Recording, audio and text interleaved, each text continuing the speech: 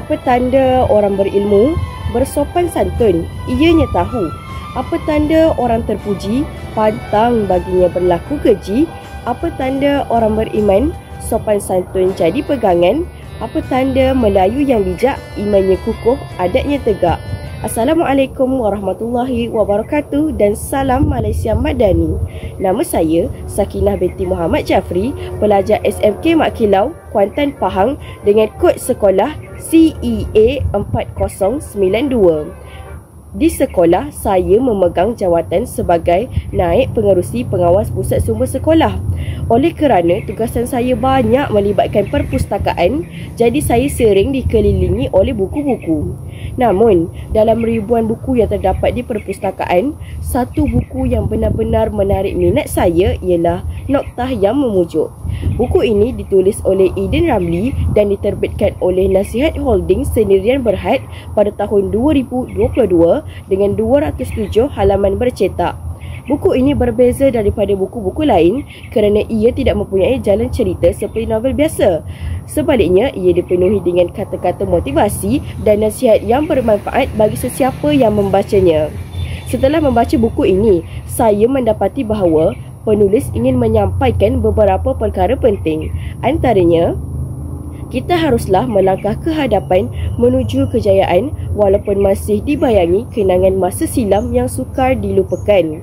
Tidak kira masa lalu kita itu baik atau buruk, setiap insan tetap layak untuk meneruskan kehidupan dengan cara yang baik di sisi ilahi. Selain itu, kita haruslah menyayangi diri sendiri dahulu.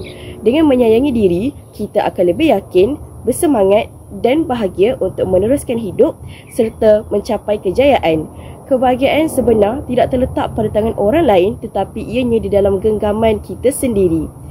Seterusnya, dalam hidup ini kita akan diuji dengan kekecewaan dan kesalahan, tetapi hidup ini bukanlah tentang erti kesempurnaan, sebaliknya tentang belajar, saling memaafkan dan terus berkembang. Pada pendapat peribadi saya, buku ini banyak kelebihannya. Seperti yang kita tahu, buku motivasi sudah banyak ditulis oleh penulis tempatan dan antarabangsa. Namun, Noktah Yang Memujuk benar-benar menarik perhatian saya kerana isi kandungannya yang begitu mendalam. Kata-katanya ringkas tetapi penuh dengan makna. Buku ini telah membantu saya untuk menenangkan fikiran daripada pelbagai permasalahan yang membelenggu diri. Buku ini sesuai dibaca oleh semua peringkat umur, sama ada yang muda atau yang tua. Selain menyentuh emosi pembaca, buku ini mengandungi fakta dan pengajaran yang berharga. Malah, warna kulit buku yang menyerupai suasana matahari terbenam turut memberikan keterangan kepada pembaca. Namun, sedikit cadangan penambahbaikan diperlukan. Bagi saya, penulis perlu menerapkan tentang visual dan grafik, iaitu menggunakan ilustrasi, grafik atau konsep-konsep motivasi. Ia dapat membantu pembaca untuk lebih memahami dan mengingati isi kandungan buku dengan lebih baik. Seterusnya, penulis boleh lebihkan soal penggunaan cerita nyata, iaitu menyertakan cerita kejayaan individu sebenar atau tokoh inspiratif. Ia dapat memberi impak yang lebih besar berbanding teori semata-mata. Pembaca mungkin lebih mudah berhubung dengan pengalaman hidup orang lain yang relevan.